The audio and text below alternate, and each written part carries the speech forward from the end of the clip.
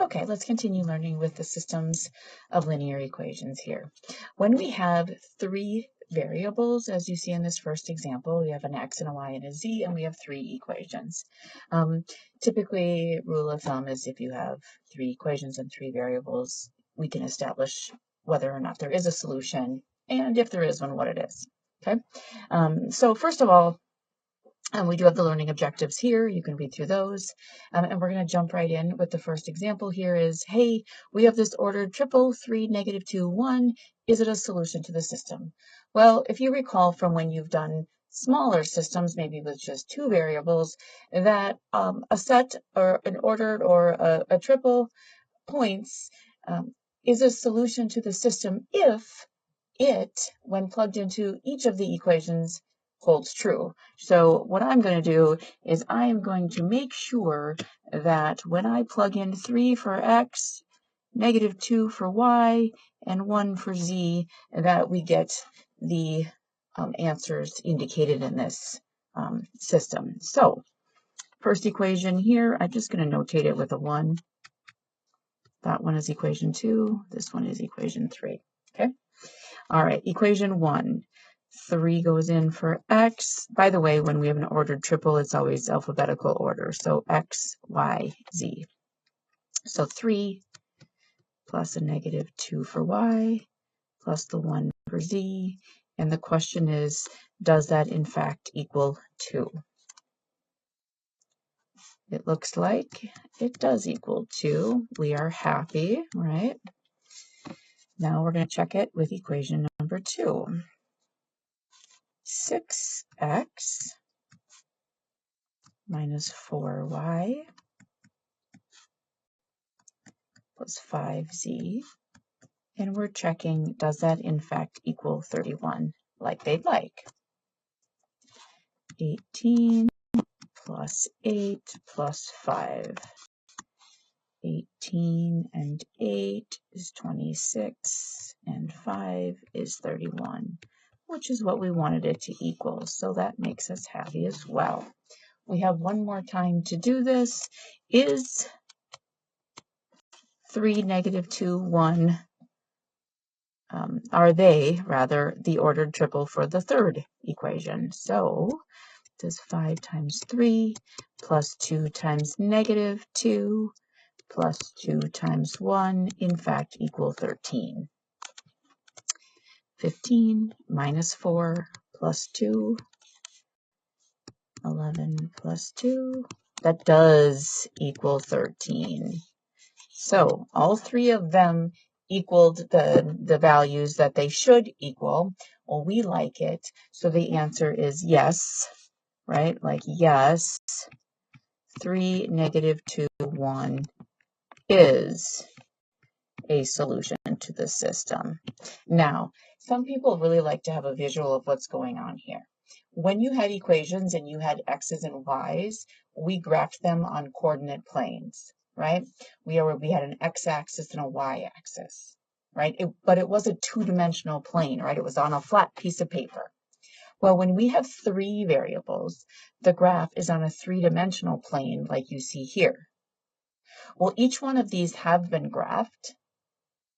I did it on Desmos, and so here I'm showing you what that looks like. And that coordinate point, 3, negative 2, 1, is right here. Okay, if you look in here, kind of dive in a little bit deeper, they're calling this axis the y-axis. There's one going here, you can kind of see it, is the x-axis, and then there's a vertical one that is the z-axis. Now, we could rotate this. Typically, in years past, we've called this y, this x, and then there's one protruding towards you and going behind you that we would call the z. So if you were going to sketch this by hand, I would recommend an axis system like this. The reason that the z-axis is dashed is because when it's behind the plane of x and y, it's going backwards. So it's kind of like hidden out of sight back there. Just something to think about. All right. Now, we know how to check when we're given an ordered triple, but how do we actually find it on our own? Okay, so a substitution is a method. I'm not going to focus on that here. For this course, elimination is going to be the preferred method. So I'm going to focus my attention on the elimination method. Now, some books call it the addition method. So when I'm going to solve this system, I am looking, okay, I prefer calling it elimination because I am looking to eliminate the same variable twice. I'm going to call this equation 1, this equation 2, this equation 3. Okay, so it doesn't matter which variable you pick.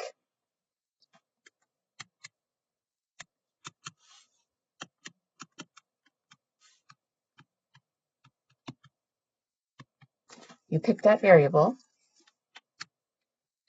Oops, step. We need to eliminate it. And we're going to eliminate it twice. Now, be careful. You have to pick 2 different equations each time. So I'm looking at these, and I think I'm going to try to eliminate x.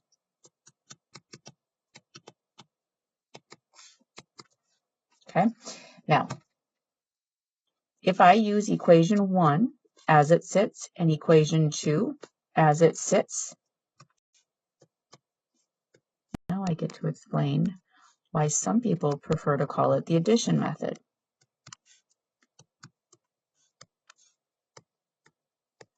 Being very diligent here to make sure I'm not dropping any values.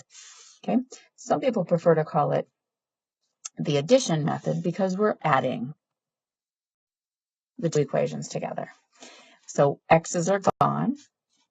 I will have 1y plus, oh, I have a typo right there. That's supposed to be a z. Okay, so I'll have 1y, 2z equals 3. I eliminated x. Now I'm going to go through and I'm going to eliminate x again. We could have chosen any variable, okay? And we could have chosen z, we could have chosen y, but you have to eliminate the same variable twice. So I already did x, I have to do x again. I can't use equation 1 and 2 because I already used those 2. I am going to choose to use equation 2 and equation 3. Now, equation 3 has 2x minus 5y plus 5z equals 17. Now the issue is right now equation 2 is a negative 1x. I need them to eliminate. So I'm going to multiply equation 2 by a 2. And that means everything in there has to get multiplied by 2.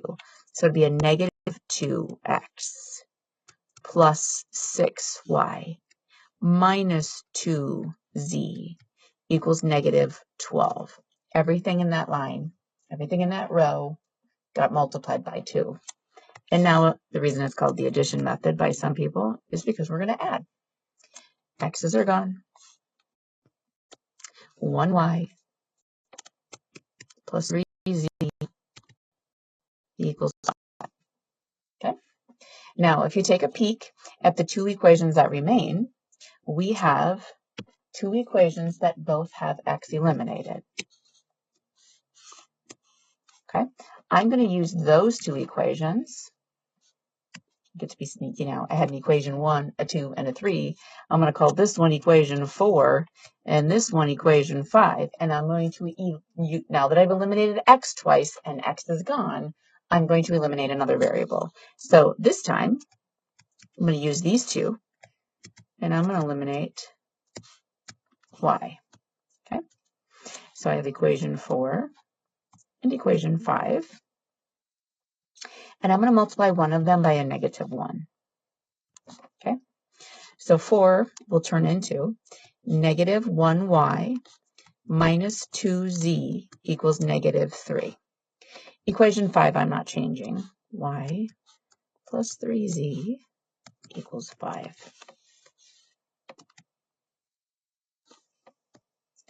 This time, y's are gone. I have 1z is equal to 2. I like that. I solved it. Now, to find the rest, you have to back substitute, right? So eliminate twice, and then eliminate and again, and then back substitute, right? And our very last step, wait to find the rest. Okay, whoops. And then step 5 is to check our answers. Okay, so my very last thing is going to be to check answers. Okay, so let's back substitute. It doesn't matter which equation you use because technically you've done everything correct, right? So if I use equation 5, right, and I back substitute, I'll have y plus 3z, but I know z now.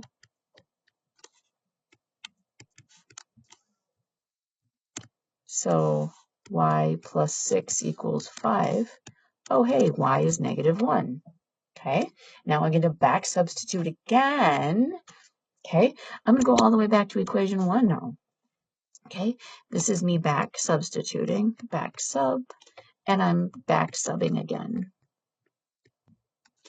Okay, if I use equation 1, I'm going to have x minus 2y plus 3z equals 9. So I'll have x plus 2 plus 6 equals 9. So x plus 8 equals 9. Hey, x is 1. So my solution, 1, -1, 2. Okay. Now, to verify that this is in fact the solution, oh, and by the way, I put a picture here, took a snapshot of the picture here, and we can see that these 3 planes intersect at the point 1, -1, 2, like we found algebraically. So there is that. Now, the last step I had said check. Okay, I used equation number 1 to find that very last value. So my checks, I don't have to use equation 1 because I know they're going to work. That's how I got that last value. So I would maybe try equation 2 and say, okay, how about if I plug in -x plus 3y minus z, does that equal, question mark, -6? -1 minus 3 minus 2 does equal -6. That makes us happy. And if I use the third one, 2x minus 2y minus z, does that equal 17? There's the question mark. 2 plus 2 minus 2. Wait a minute. Did I have a mistake? Oh, there's a 5. I did make a mistake. That's silly. All of them are a mistake. I got to rewind. We're doing number 3 again. Checking number 3. Silly. I think I looked at the wrong equation. 2x minus 5y plus 5z. There we go. That's what we want. Question mark. Is this truly 17? 2 plus 5 plus 10. That is 17. There we go. That makes me happy. So they all check. I like my solution. All right. So this is part 1 of this section on systems of linear equations with 3 variables. Next part is going to go into application problems, and then the hiccups that can happen along the way, the inconsistent or the dependent systems that we get. So look for that.